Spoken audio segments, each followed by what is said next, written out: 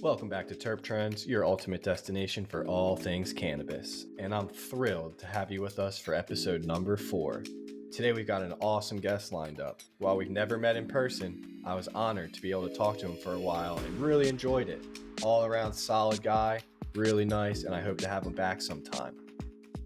Joining us is Patrick Sprout, a Pennsylvania native and seasoned cannabis grower. Patrick has journeyed back to the East Coast and now serves as the Director of Cultivation for Parea Biosciences, a leading medical grower and processor right here in PA. So buckle up as we embark on a journey through the stories of the plant, exploring the roots of Patrick's passion for cannabis, how he got some genetics back to PA, and getting a sneak peek into what Parea has in store for this upcoming 420. Trust me, folks, it's going to be an enlightening and exciting conversation. This is Terp Trends. Let's dive in.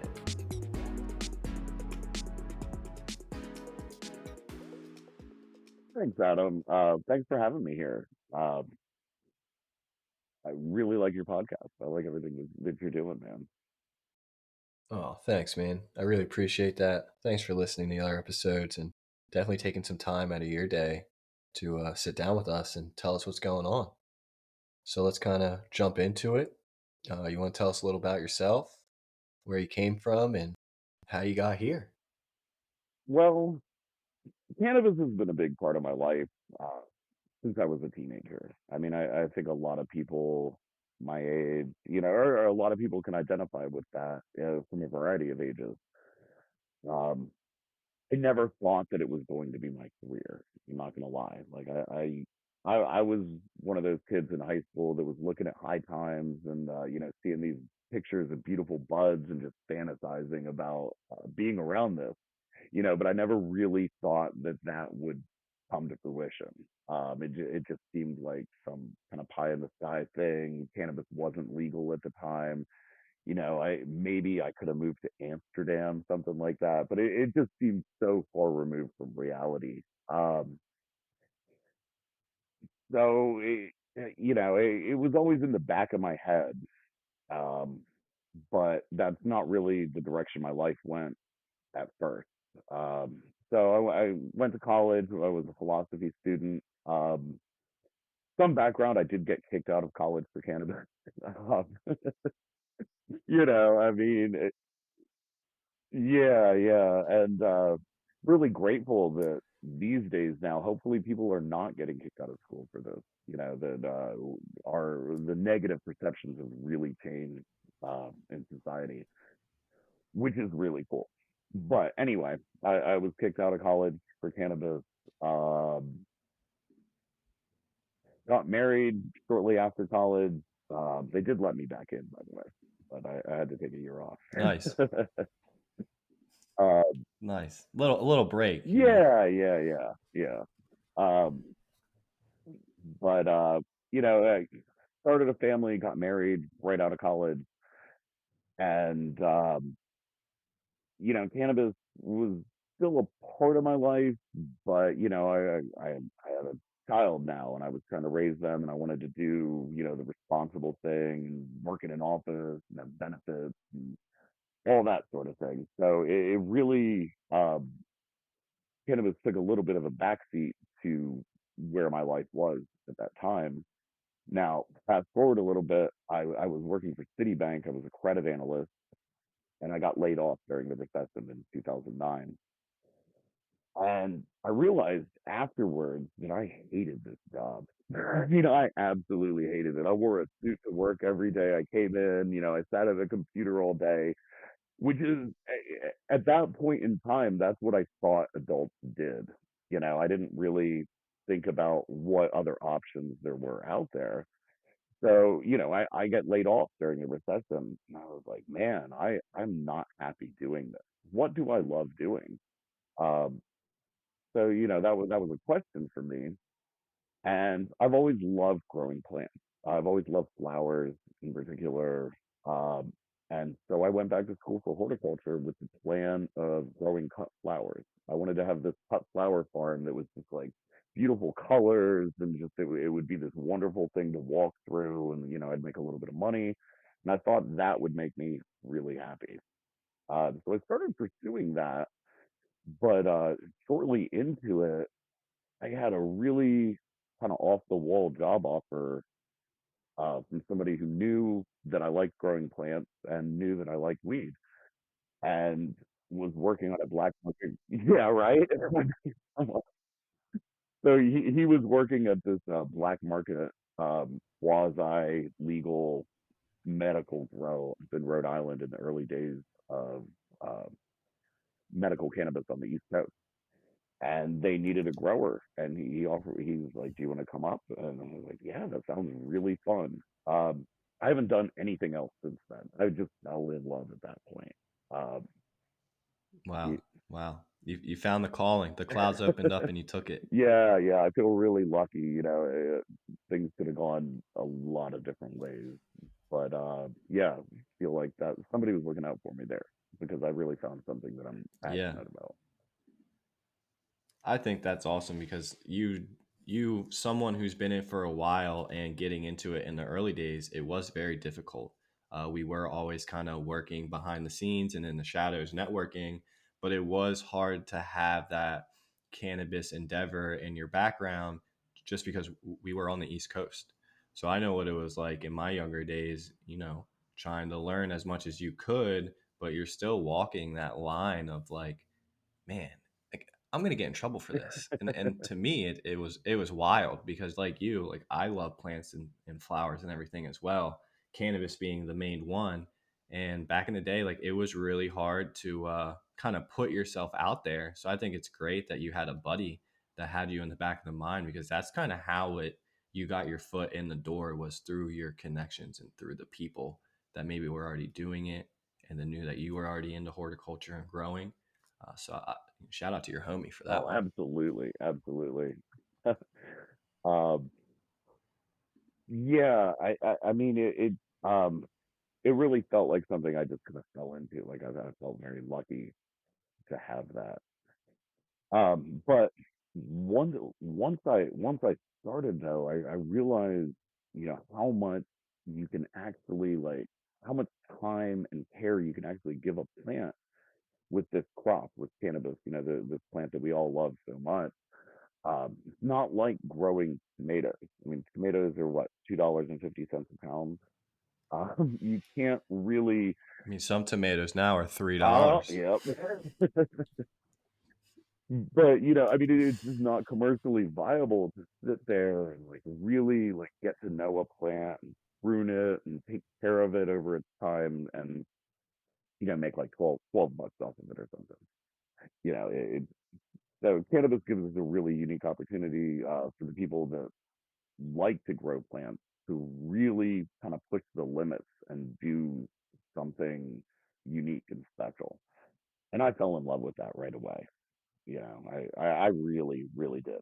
Um, so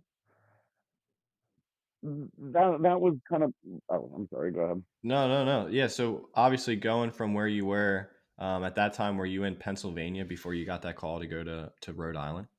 Were you I still on the was East Coast? actually. I was. Yes, I was still on the East Coast. So was that a hard Um, decision to make to just bounce all the way up there? a little bit, a little bit. I mean, it felt sketchy. I mean, it was like I got to tell my parents that this is what I'm gonna do. Yeah, Are yeah. they gonna accept me? Is this gonna be? But it was.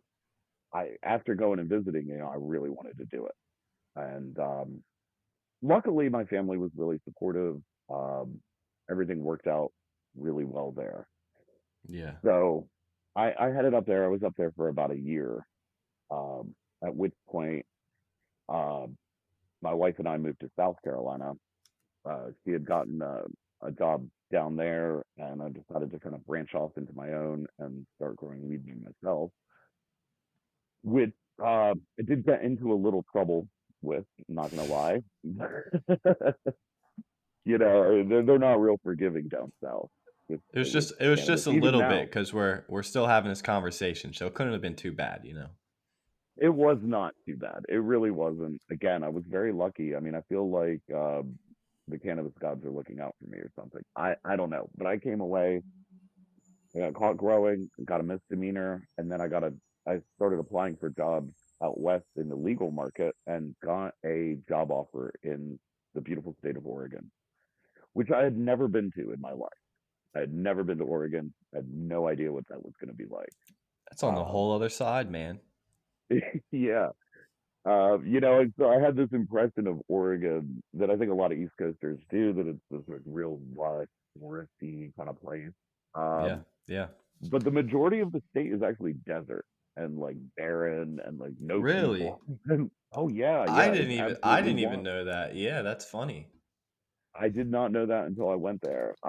So you've got the Cascade Mountains. Everything west of the Cascades is your Portland, Eugene, your really lush areas. But east of that is high desert, and there's a very little population there. And so I was living in the biggest city east of the Cascades there, which is Bend, Oregon. Um, and that's where my first job offer was. So I pretty much just flew out to Oregon, not knowing what I was going to be doing. Just got a hotel, and then I went to this place that had offered me a job, and I was like, "Here I am, guys. Let's grow some weed." Yep. Yep. And I feel like that you're probably even still in the back of your head. You're like, is this place even real? You know, Oh yeah, what's this gonna be like? I know with cannabis, you definitely do put yourself in some different situations that you may not have if you weren't related to that plant. And luckily, so far with you, it's all working out. So I'm curious to see how this keeps going. so far everything's good. Had a little bit of a setback when I get out there. Um, I get there. I had been told that they would be able to give me this assistant hang blower job. So I get out there and I meet with the owner, see the farm, and we talk. And he's like, "Hey, look, I'm not going to be able to offer you that job for 3 months, but you can trim for us in the meantime." And I was Oh like, man. I'm in Oregon here, so let's Yeah. start What are you gonna trimming. do? I mean, Yeah. what am I going to do? Now, what kind of Luckily, grow was this? Was this more of like an outdoor greenhouse farm style, or are they doing like indoor growing? 'Cause I feel like Oregon's a little mix of both, correct? it is definitely a mix of both. So this was all greenhouse, and this was like actual farm labor. It felt like, Yeah, yeah, indoors a little bit different, but I mean, it was old school. We're pulling tarps over greenhouses. We didn't have anything automated. I mean, there were 12 greenhouses that were like 100 foot by 30 foot. So it was a wow, pretty big farm. There yeah, ended up being like 70 employees there at the time when I left. It was a big farm. yeah. It was a very big farm. Oh, that's cool. So yeah, I get out there and they're like, "Well, you can come trim," and I'm like, "All right," you Yeah, know. yeah, But once again, it worked out really well. I was trimming for about 2 weeks before they were like, "Hey, we need you on the grow team."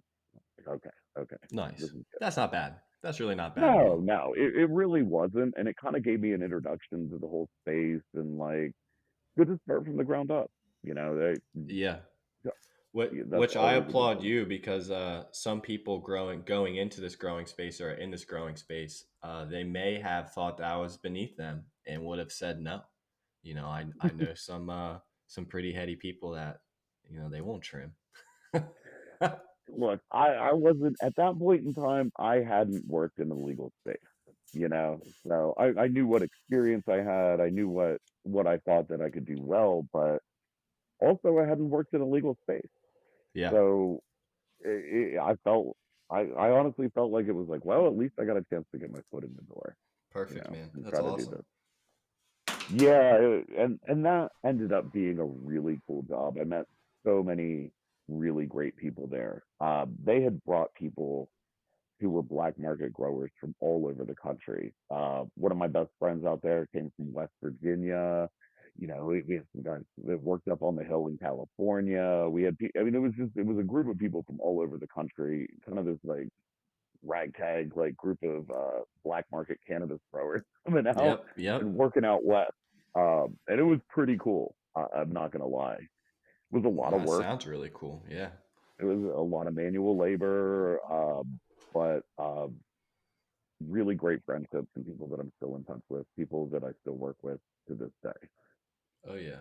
I think in that bond that you create over more of that labor, is more precious than maybe all this automation we have today. You know, because it's Absolutely. more of teamwork. When you put labor into something, you need a team. When something's automated, you know, the computers are kind of picking up the slack. So that's cool that you had a solid crew, one that you're still in touch with, but two, just a melting pot of people that love cannabis. And that's the coolest thing about this plan is, man, you'll have the weirdest line of characters, but we're all together sharing a joint, you know?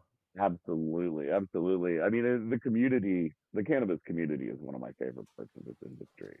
We just met so many great people, that have really impacted my life and made it so much better. Yeah. Yeah. Um, I can agree to that. so so I'm at Ruby Farms. That was the name of the farm. Which incidentally, I just learned they have branched out into the New York space. Oh, I had wow. a friend that was at a dispensary in New York, and he's like, "Hey, I bought these Ruby Doobies." I was like, "You kidding me, right?" Because that was the dream of the owner. He had this idea for Ruby Doobies or Ruby Farms, and he was going to make these packs These of friggin' joints, and they're doobies. selling them up in New York now, which is where he was That's from. awesome. That's So awesome. yeah, they're still alive and kicking, and moving across the country. Yeah, Yeah, that's good sweet. for them.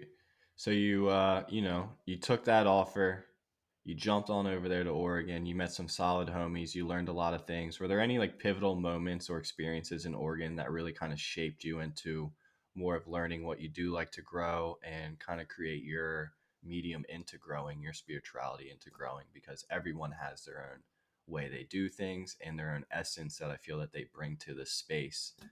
And every experience you go through enhances that. So this is just the kind of beginning of yours. What were the things you were kind of learning and adding on in Oregon? Well, this was a totally different space than I had worked in. When I started, I was doing hydroponic, and then I kind of did my own thing in soil, and then but indoors. And this was all greenhouse, so it was like I had to learn everything all over again. Um, and then I kind of they brought in a new head grower, which Mark LeBlanc, like big shout out to Mark, love that dude. He's kind of my mentor. Shout He out came out Mark. from Colorado. But he came in, you know, and I think this was that 3 month point where he said he could offer me another job. It was about 3 months in this when I came in. But anyway, Mark and I hit it off really well, and he promoted me to the head grower of the genetics department there pretty quickly. And so my job was to take care of all the moms, all the cloning, all the planning for the farm, what genetics we were going to be growing, and then also doing our in-house breeding, which is something I had never done before. So that was a really cool experience. Wow. But with So that, well, what's go that ahead. mean? In-house breeding, if you could just walk us in a quick little clip it of that. Sure, sure, absolutely. I mean, in simple terms, we're popping seeds, we're finding males, um, strong males, and deciding we want to breed it with this, and kind of have our own strains there. We also did some feminized seeds, reversed some female plants, some pollen there. It was basically at the direction of the owner. He'd be like, "Oh, I really want to see Tahoe OG crossed with Blue City Diesel. Can you do that for me?" And I'd be like, "Yeah, sure. Let's make it happen." So, yeah, that was Yeah. it. Was pretty much just creating seeds and new strains, which is fun of seeds. I can't recommend that enough. It's so much fun. Oh yeah. Yeah, Uh, yeah. but with that job, having all these small plants for this really large farm, I was caring for about 5,000 plants at any given Wow. time in my Wow. one greenhouse, and they were smaller. They're sitting in 2 quart pots. They're plants like this big to this big to this big, and then all the moms. Um, but with so many plants like that, I got to really experiment and like just play with different things.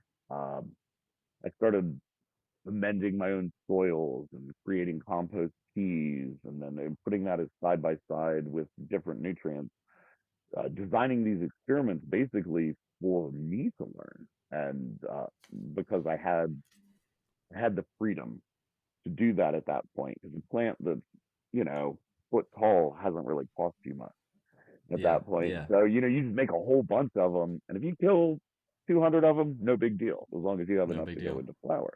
Yeah. Yep. So that ended up kind of being like cannabis college for me. It was I was working with all these people with a variety of experiences, and playing with all these plants in my own greenhouse, and I feel like that's where I really kind of developed my own style growing, which for me has been kind of a hybrid approach. I use a lot of a lot of organic amendments in my soil. I make my own compost teas, but I also do see the benefits of some of the synthetic nutrients too, especially on a commercial scale. There's just certain things that when you're talking about hundreds of plants, it's really hard to do 100% organic. Yes. Which I'll get into a little bit later because I've got an experiment going where I'm doing everything 100% organic, which has been a lot of fun. Yeah, man. Oh, okay, cool. But I can't wait to hear about that. That sounds pretty good. So, all right, so we're in this new landscape and you're getting the best hands-on experience you can with cultivating all these plants and the space you have and the people you're with, and it's all sounding really good, right? So obviously with that, there has to be challenges along the way, especially it being a new scene for you and just, different methods that you've never done before. And it's a whole new learning curve. Are there any challenges that kind of pop to mind that we can kind of focus on? And maybe that helps these future growers or anybody listening troubleshoot anything they may go through as well.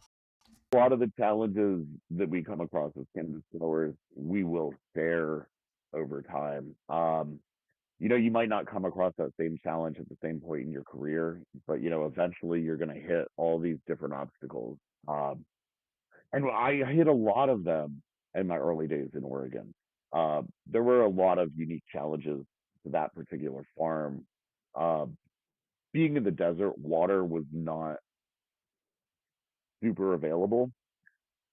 So we had like a man-made pond, and we were getting water from an irrigation ditch, and like we had water rights and all this stuff. But that water was dirty as shit. Like, that was we just had a pond sitting outside that was like a reservoir of water.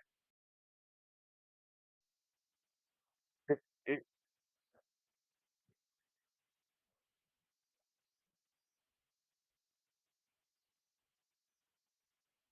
oh, absolutely. So that was a struggle that I wasn't used to. We're really blessed out east here. We got plenty of water, which is cool. But dealing with finding ways to kind of try to purify that water, and especially with the cloning process, that becomes really difficult. But you want that to be so clean, because they're so fragile at that stage. Um, and that was a big struggle, and that was a major part of my job. So I got,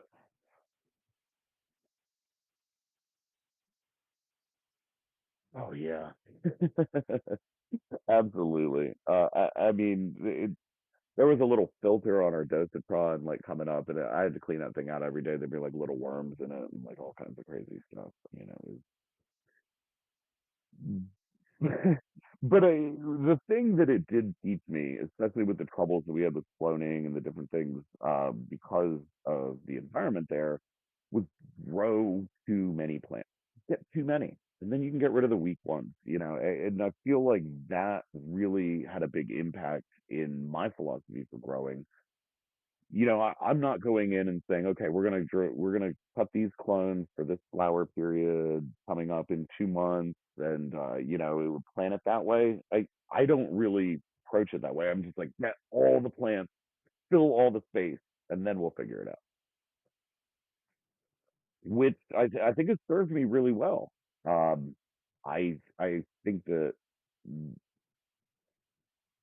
I I I can't imagine doing it any other way. Because you never. Yeah, absolutely, absolutely. And the thing is, they're living things. It's not like I can say if I just do this thing, then these plants are going to survive. They're responding to so many different stimuli, and and they're their own creature. They sometimes I can't even figure out why they die. I mean, I don't know what happened there. I don't know. Um, I think going into that space with that theory of get it all in there, I think you grow from that being able to do that in Oregon if you continue that philosophy. Just being able to have that opportunity out there with that much space, because that would intimidate some growers, just throwing everything in to one room at a time. If you don't really know what you're doing and what to look for, that could cause some trouble. it can, but you do it for a little bit and you start to learn what to look for, and when your plants are ready, and learn your specific cultivars and what you've got there. And really, it's kind of you're really starting over. Anytime I go to a new farm, I feel like I have to come at it like a beginner, because these different environments, these different things, I can't assume that what I've done in the past will work again. And you do that like 3 or 4 times. You come in, and you're like, oh, I know what I'm doing, and then it fails, and you learn that. And you're like, okay, I need to be a little bit more humble and figure this out before I make any promises of what I can deliver. Yeah, yeah, definitely. So you're doing that over in Oregon in a greenhouse, huge scale, different type of farm. What happened then to lead you to coming back to the East Coast? Well, so that farm didn't last forever. I started with them before the recreational days, and I was with them through the transition into the recreational market in Oregon. And about a year into that market, the price of cannabis crashed really, really heavy in Oregon. I mean, pounds were going for $600 to $800, where they had previously been going for 2,000. Yep. It became a really, really difficult market, and we were a really big farm, and a lot of people got laid off. I And was how one of them. fast do you think that crash happened? We saw it happening, but you hit October, you hit Croptober, when all the outdoor farms are harvesting, and that was the moment that it happened very quickly. There was a very big outdoor harvest. More farms had been coming online. Um, a big difference with the Oregon market is there's about 300 farms out there, as opposed to the 15 to 20, 25 that are in Pennsylvania. Yeah. They were just giving out licenses. They made it pretty easy to get them in the early days, because they were trying to get people off the black market. And they were like, "Come join the legal market. We'll make it easy for you," which is an approach. That's one way to do it. We should But adapt that over here. I I agree a little bit. I think there's a middle ground probably somewhere between Pennsylvania and Oregon, Yeah. but I'd rather err on that side of things than what we're doing here Yes. in Pennsylvania. Yeah. But so I got laid off. We went from 70 employees to about 20, and I was one of the people that was let go. So I'm out in Oregon. I don't have any family out there besides my wife and my kids. No real support network or anything. And I'm like, man, all So they right. So left South Carolina and they came with you out yeah, there. they Awesome. did. They did. Awesome. We gave it a couple months to make sure that this job was legit Yes. and we liked it out Yeah. there. It wasn't like just come on out, and then we're going Yeah. back. Yep. Um, Good. Good. but yeah, no, they came out there with me, and uh, so after that, you know cannabis was still being good to me. I had lost that job, and there weren't a lot of jobs in the market because of the price crash. But I ended up getting a job consulting for a really big hemp farm in the breeding program. And then I was able to get some contract work for some other farms, for some contacts that I had made, just enough to kind of pay the bills and get Yeah, man. through, but also still be in the community and meeting people and looking for the right opportunities. Um, all right, I got a good story for you. All right, let's hear All it. right, so I'm doing this. I'm consulting for a hemp farm. I'm doing, contract work here and there for different farms, and I apply for this job. It's a consulting gig for somebody who has a medical grow transitioning into a recreational grow, and he only grows land race. Right. Mm, So like the least commercially viable strain on earth. mm. You know, it's like you might take 14 to 16 weeks to finish flowering, but he was adamant about it. He thought that all the hybridization that was going on made cannabis so much worse. That back in the 60s and the 70s, the strains that were going around were promoting peace and civil liberties, and he wanted to bring that back to the world. So All right. he had seeds of plants from the 70s. He had been curating this collection for decades. Well, it's kind of a cool philosophy. It I is. give the It man is. credit to that and his on why he's picking those and sticking to that. I can get behind that one.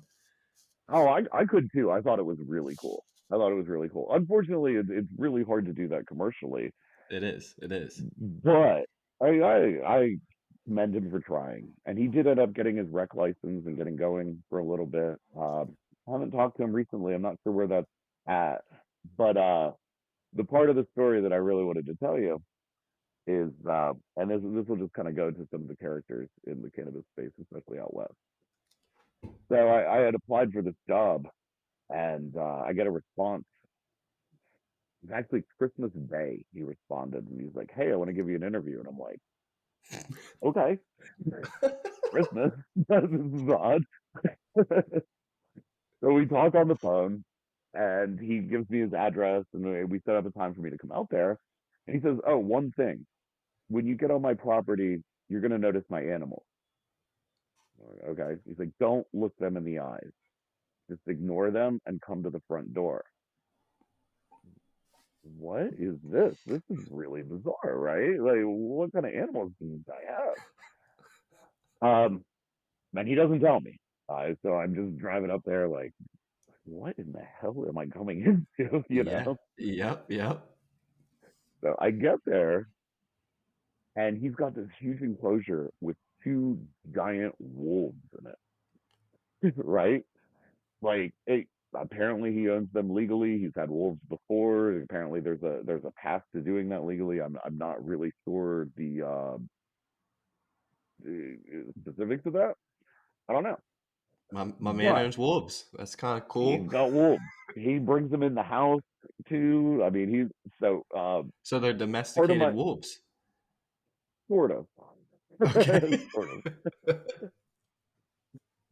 of Sage and Cinnamon were the names. Got to know them pretty well. But part of my job interview was I had to get in the enclosure with the wolves and see if they trusted me.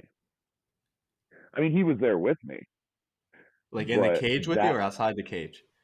outside, no, no, in their cage. But it was a really expansive enclosure. You know, they had like all kinds of jungle gyms and ramps Hmm. and things to jump off of, and it was a big enclosure.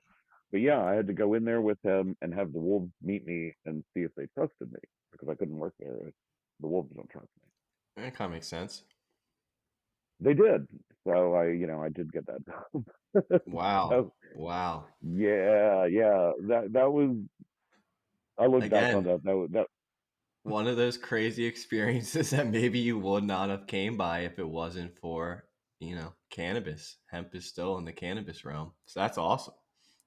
You know, yeah, yeah. you, That you was got in the cage with wolves, man, and you came out alive. I came out alive. I came out alive. So I did end up consulting for him and kind of getting his plants right and ready for his transition to the rec space. Um, I worked with him for about 6 months, getting him set up through the construction. We were building the grow space, getting the plants ready, and that was a cool experience. I mean, I don't know that I would have had the chance to grow like Oaxacan land races and Panama land races and like Pakistani citral and like all this really Yeah. cool stuff without that. That was neat, and it really kind of made me hone my skills because these plants are not easy to grow. They are not No. like your hybrid commercial Mm, plants. They are finicky. You give them a little bit too much nitrogen, and then they're all droopy and they don't want to do anything. I mean, these were really really fickle plants. Um, So as a grower, that was a really great experience for me. Oh, I think that's awesome. Some things with the older growers, older generations, and that we won't see because some strains are dead and we can't get our hands on those genetics. So through the lineage of cannabis, it is cool to hear other people's stories and what they worked with because people like me and younger than us, next generations in cannabis, some of these strains aren't going to be there for them. Absolutely, absolutely. And I love that narrative, like the stories about these strains. Uh, that's one of the things that I really enjoy about this space.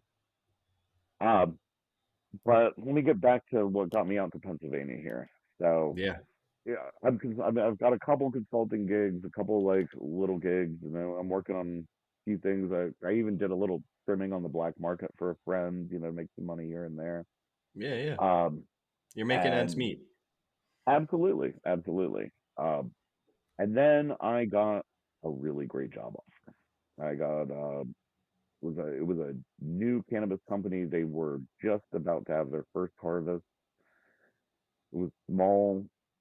They needed somebody. The guy who was there was somebody who was known to me, and he was about to leave for Costa Rica, and he recommended me to come run the place. Sweet. And it was like from the ground up. It was really really cool. I came in on their first harvest at the Sweet. facility.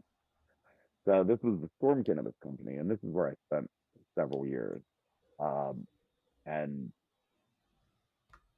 was kind of what got me to Pennsylvania.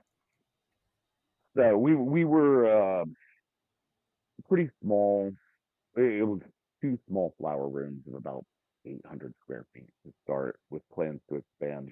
But we had to build up the brand and do that. And I won't get into all the specifics of that, but it worked out really well. I brought in some friends.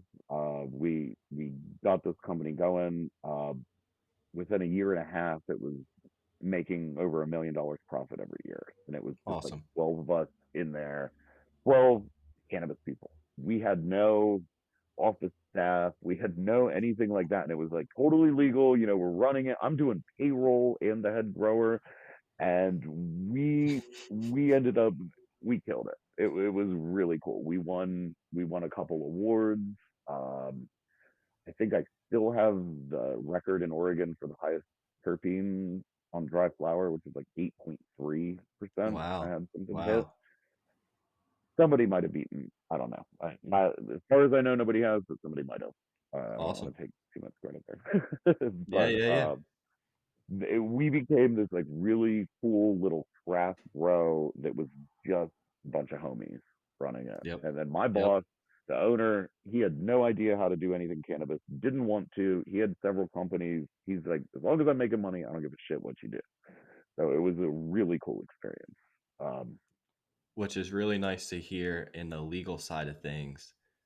If they don't get their hands involved and they let you do what you do best and they just kind of do their thing as well, that's a perfect match. it really is. And that's a rare thing in the legal space.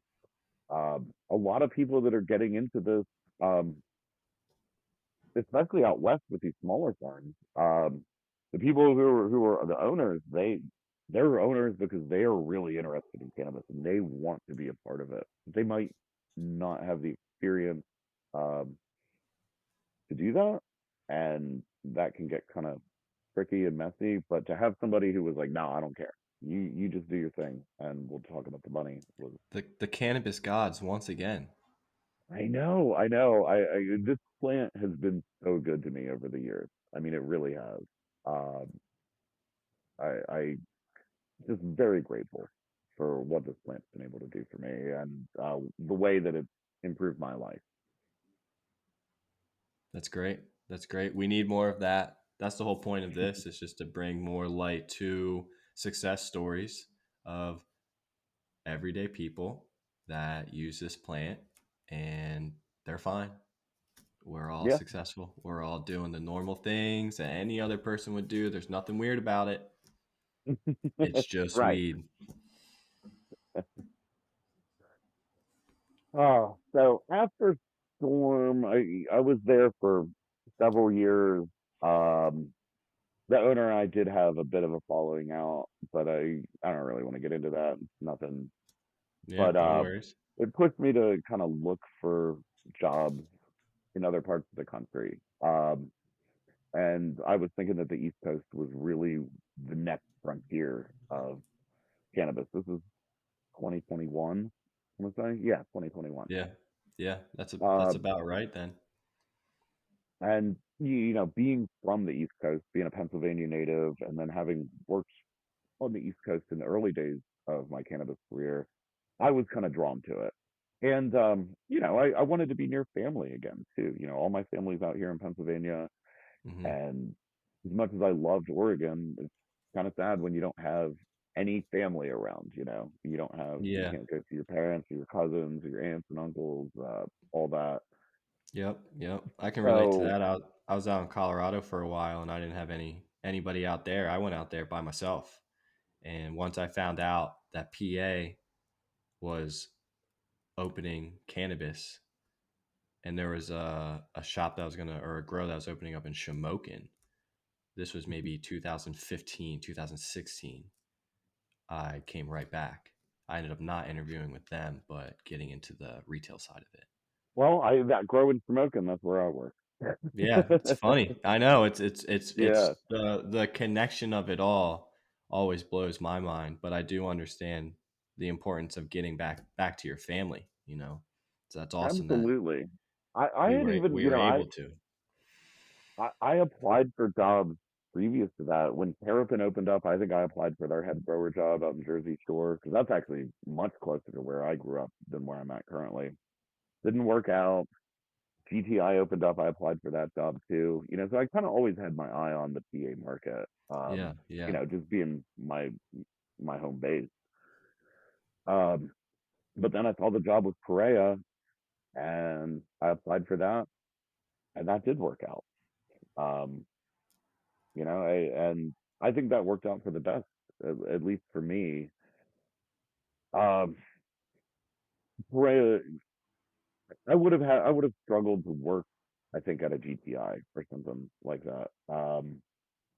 Just with my experience with being at smaller farms and doing things kind of craft, I think that that would have been difficult for me.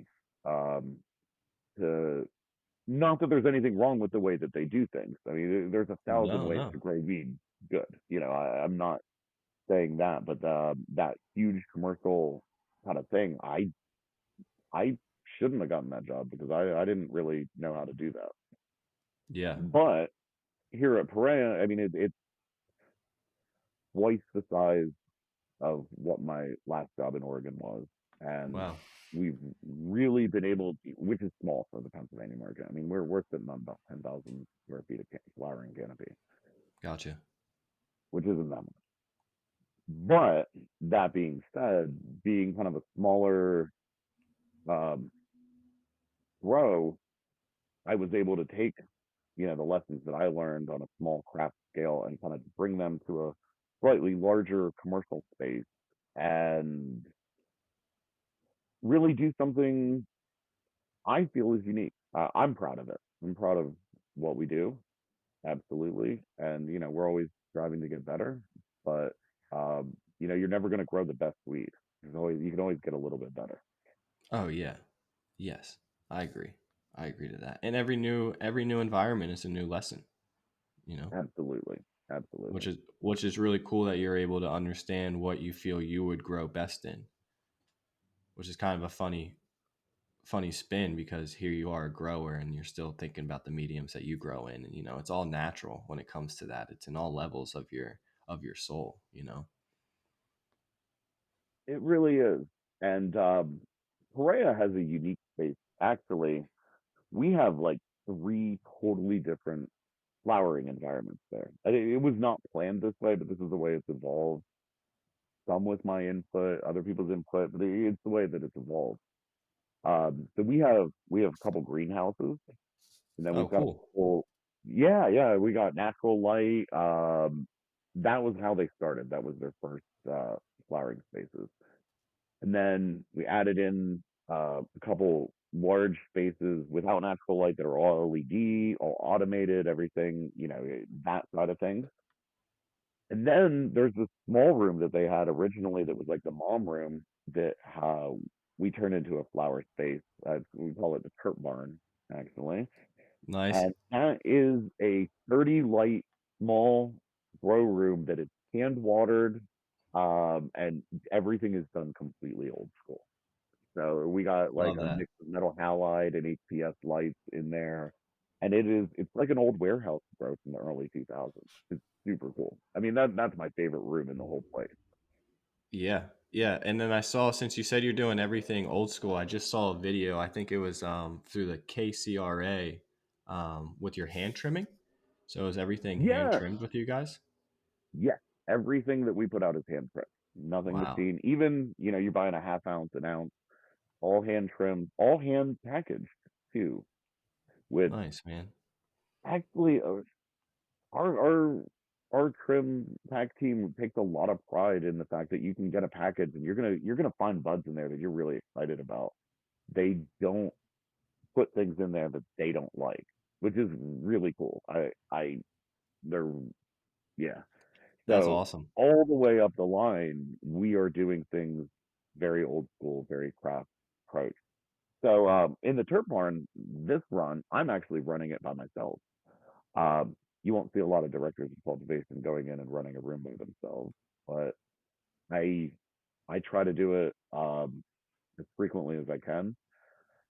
So this particular one, we're doing everything completely organic, and I don't mean like more bottled organic nutrients. Like we're making our own nutrients out of bat guano and seabird guano and alfalfa meal and making teas. And we've got some bins. We're growing worms. We're composting our own stuff and then using those worm castings and making teas, Yes. blending our soil with that. I mean, Perfect. it's so fun. I'm not gonna lie. That is I'm having a blast doing that right now. And I'm learning something because I've never done something like that on a commercial scale. I mean, in Yeah. a tent in your basement with two plants, that's one Way thing. different. But Yes. 150 plants with 30 lights and this is gonna go to market. Yeah. Um, yeah, That's I'm awesome. having a blast with it. Having a That's blast. so I'm learning that's something. so important. And I love hearing that. Never step away from your essence, and you being able to have that little room, the Turp Barn. I can't wait to indulge, me being a PA MMJ patient. I love hearing, and this is why I also want to have this platform, is to just get more information out there of clean medicine for the people, what's behind it. We're all in this state indulging on these things, these cannabinoids, these plants. Who's touching these plants, man? Who's growing it? What are they doing behind these scenes with these plants, man? And I think it's great that your approach to it is so old school, holistic, and organic. Like I said, there's 1,000 ways to grow good weed. I'm not trying to say that this is the only way to do it, or you can grow good weed. The most important thing to grow good weed is to just pay attention to your plants and adapt what you're doing to whatever it is that they want.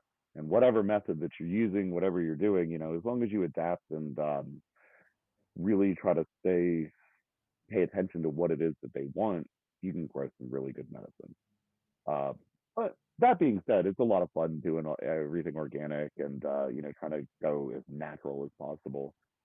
And the goal with this space is to take those lessons that we learn in this small space and try to apply them to our larger commercial spaces. So at this point in time, we have in every single room, you've got one grower that's in charge of each flowering room.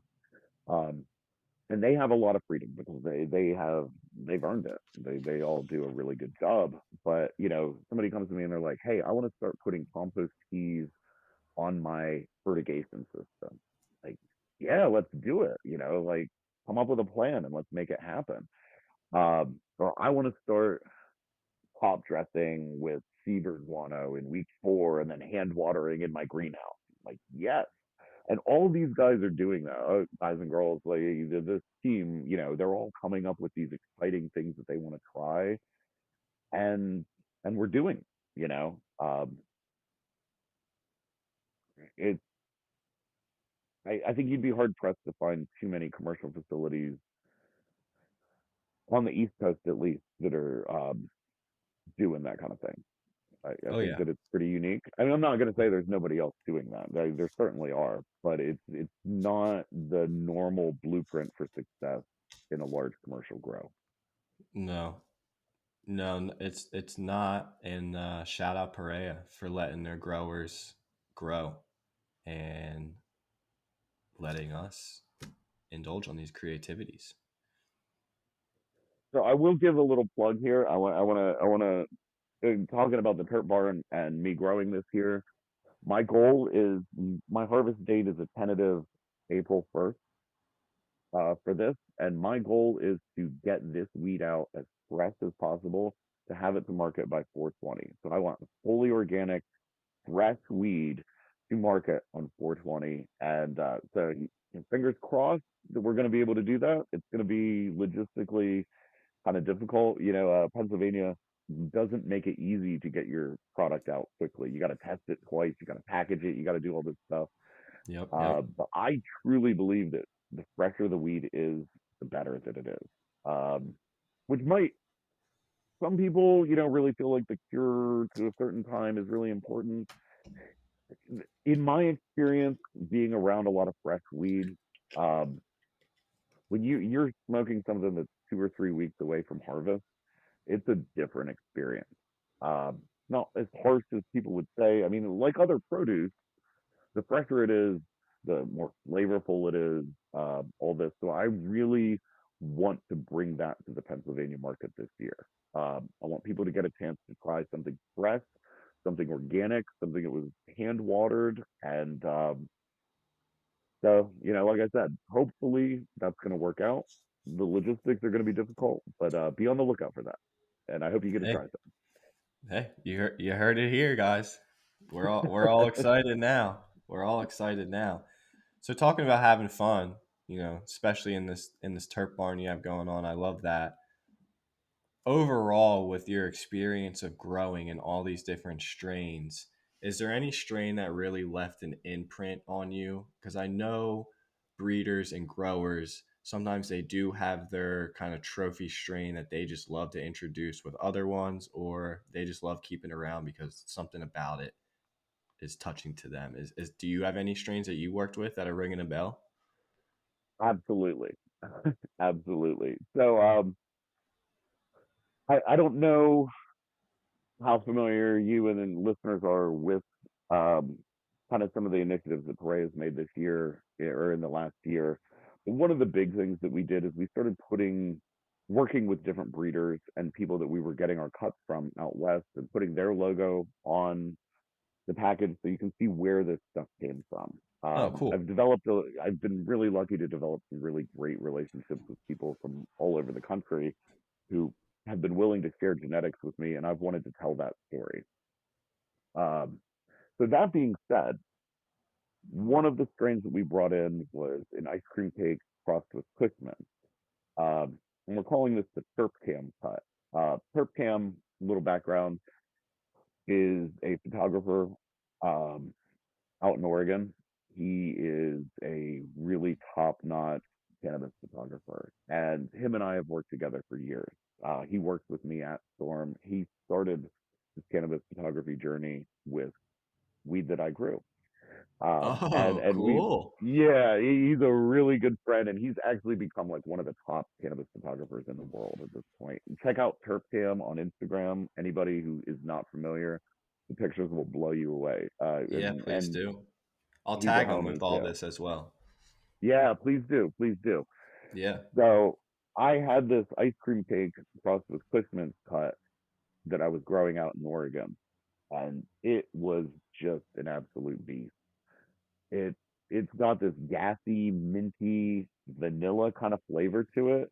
It Yeah. yields really well. It's not struggle to grow, and I personally just never get bored with it. The effects are on point. The flavor, the smell, the feel of the bud, just everything about it is really top notch to me. So when I left Oregon, I had some cuts of that and I gave them to Turpcam, and he kept it alive in his garage with Eric Nugstop, who's probably the number one cannabis photographer in the world. Shout out to Eric as well. But these two cannabis photographers kept this cut alive in their garage for a few years and then sent it back to me in Pennsylvania. So we are now growing this strain that has had this journey. I got it from a guy in Michigan. He sent it to me in Oregon. We grew it there. I gave it to my homies. They kept it. They sent it to me out in Pennsylvania. So it's been this whole journey to get Wow. this particular genetics out in Pennsylvania. Oh, I love And it. The stories so of the cuts. It should just be a whole yeah, segment on this podcast. It's just how the people come across their genetics and how we get it to where they are, because it's always such a good time hearing these stories. I love it. that is one of the things I really like about this industry. I mean, that back in the black market days, these stories were just this oral tradition, and it kind of elevated my experience with a particular strain when it's like, you knew the lengths that people went to get this to you, or that, oh, this is OG Kush from out in Humboldt and I'm out in Pennsylvania, and this guy drove out to get it and he brought it, and it made it a more enjoyable thing. Um, and I feel like corporate cannabis is kind of losing some of that. So that's been something that I've been trying to bring back to it is to tell these stories. And there's a lot of good ones out there. There really are. Yeah, But we'll have that to that we'll one have to have you back, you know? you should hear the story of me flying from Portland to Pennsylvania this last December with plants Nice. on a commercial Nice. plane. I got the cops called on me in Portland, but I still got him through. It was Yeah. we could tell that story at some point. That's good. That's good. But yeah, so that ICC by Cushman is a personal favorite of mine.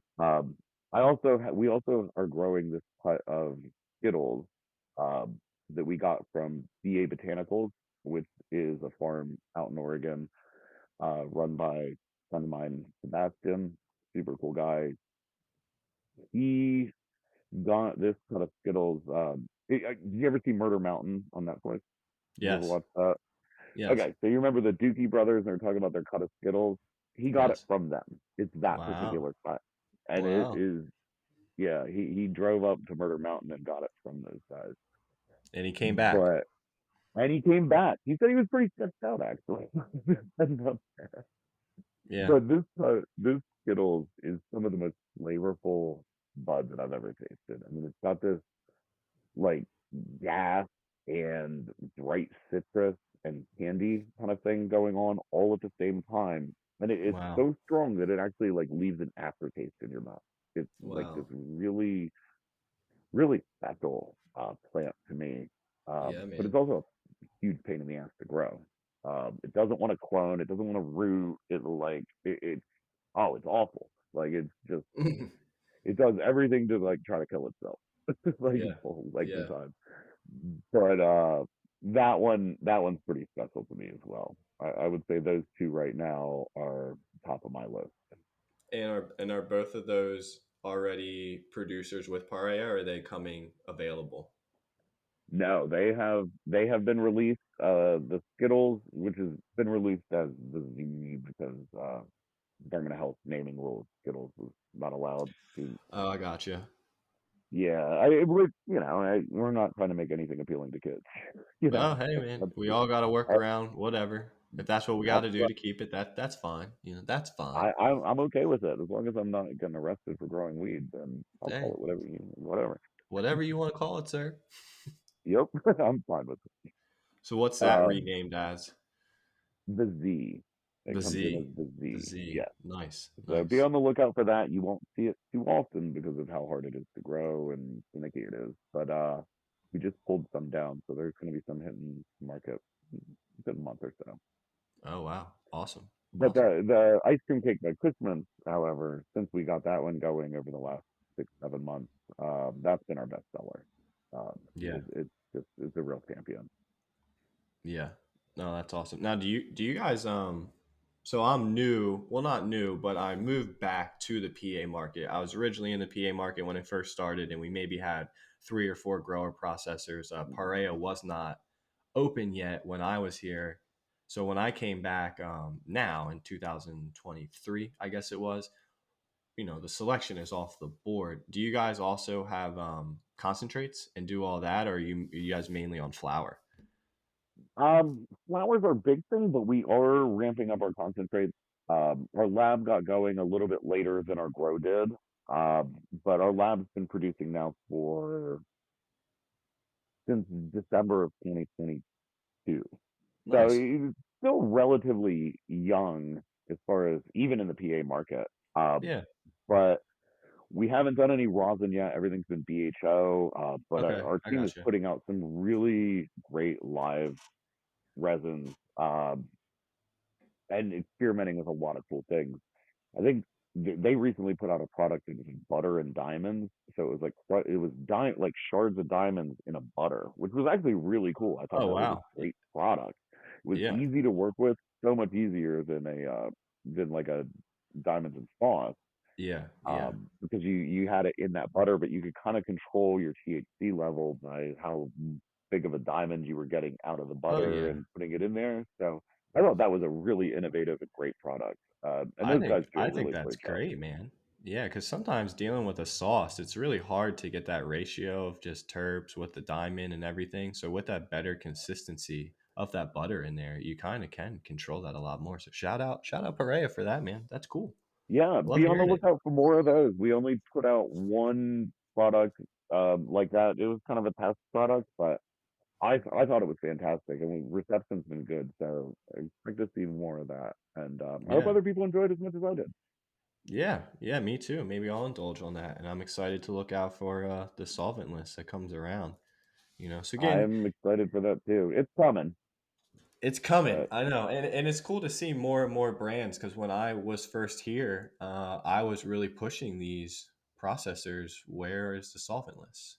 Every single one of you is producing the live resin. So it's cool to see more and more brands in PA over the years have come on to just being able to create more product and not be so selective. But that comes with progress and a new state and a new program. Everyone's learning. Everyone's doing what they can. Luckily, we're all still grooving. yeah, absolutely, absolutely. I mean, I think Standard Farms has been doing a really good job with their rosin. Leafa as well. Like we're getting a lot more quality products on the market, which is great. Yeah. I want to see everybody succeed. I want to see great products that, you go into the dispensary and you're like, oh my God, what am I going to get? Everything's so good. I Yeah. hope that that's where we get to, and I think we're moving in that direction. I mean, the quality has really jumped up in Pennsylvania, I think, in the last few years. Oh, I think so, especially from just my gap of not being here and coming back.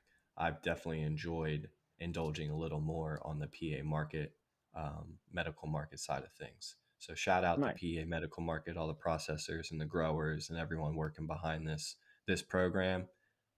We all applaud you. We all thank you for what you're doing and keeping us moving. So after we're All talking right. about that, what do you like to do? You get into any cool things outside of your growing? Oh, I mean, it consumes a large portion of my life. Um, Certainly, my wife would probably say that my work life balance is not very balanced. It's getting There's there. always, you try. I try to find some hobbies. I recently got into learning how to forge and make knives, which is actually a Nice. blast. That's so much Yeah. fun. So I love doing um, making things. Whatever it might be. Woodworking can be fun. This is the first time I've really done metalworking within this last year. Even if I'm not that good at it, like just producing something and being like, I made this. This is pretty cool. Like that's a very satisfying feeling. Definitely. and food can be that way. And I like growing other kinds of plants too, you know. Yeah. Yeah. But Yeah. as I I get know. older, I have less time for hobbies. I'm just tired. Yeah. No, for sure, man. For sure. I get that. Well, hopefully sometime when you have a day off now that the summer's coming back to us, I think I'm probably about an hour, 2 hours, but I have a whole organic garden and a wildflower maze that goes into a big sunflower field. And last year we Oh, that's just cool. yeah, man. Last year we just got approved to be a butterfly sanctuary for Pennsylvania. So we were breeding Oh, monarchs and re-releasing them, and we have that preserved again for this year, and we're going to get it going. And that's under the brand of Sunflower Organics. We're out in Morgantown, Pennsylvania. So if you are ever in that area, all our food's organic. None of it's we don't use any pesticides, herbicides, fungicides, and we price everything below conventional food. So, wow. yep, yep. Come hang out, come check it out, come walk the I garden, will get some organic veggies, and don't I will gouge your pockets. definitely come check that out. That sounds really awesome. Actually, I'm really Yeah, stoked to hear that. yeah. Hopefully that'll help you relax because I know in this lifestyle it is kind of hard to do that. It is a busy, busy, busy life with this plant. It is, but it's rewarding. It really is. Yeah. I think it's more rewarding seeing the benefits that you're bringing to all these patients in Pennsylvania and enhancing their lifestyle with everything that you've learned, because obviously that trickles down. Um, and I think we can all say that we appreciate you, Patrick. Oh, thank you. But no, I mean I never thought I would get to do this in Pennsylvania. So it's Yep. really cool to come back, to my home state and get to share my love of cannabis with the citizens of Pennsylvania. Yeah. Yeah, that's great, man. That's great. All right. So, is there anybody that you would like to give a shout out to throughout your journeys of cannabis, or any homies that you like to just, give them a little shout out, show them some love on here? There's so many. There's so many. Tyler, which is Perp Cam, who I gave the shout out to earlier, is just a fantastic person. We talk pretty regularly, and I want to see him succeed so much. He's just somebody who really loves the plant. Um, Also, my homie Mark, out in Colorado, doing the hemp thing. Like he taught me how to grow weed and how to think about growing weed. You know, um, and but then I also want to shout out to my family here. I mean, my wife has been incredibly supportive. And then also, my son is becoming an amazing grower as well. He works with me at Parea. He's Awesome. about to have his 22nd birthday, and he has become just a really. He's gonna be better than me. Give him another year or so, and like he'll be my boss at some point. But Look at he's a that. Look smart at kid, that. and he really enjoys it, and um, really grateful to get to work with him and spend time with him over this plant. Yeah, man. I think that's amazing. Cool. Yeah, Cool. Well, Patrick, I think that wraps up our this week's episode. right on, right on. Right Well, on. yeah, again, thanks for having me, Adam. This was a lot of fun. Dude, I appreciate it. I appreciate it. Thanks for finding some time, sitting down and talking shop. That's what this plant's all about. That's what Terp Trends is all about. Just trying to bring like-minded people together for the people and the consumers. Right on. Well, I think you're doing good work there, man. Keep it up. Thanks, Patrick. Appreciate that.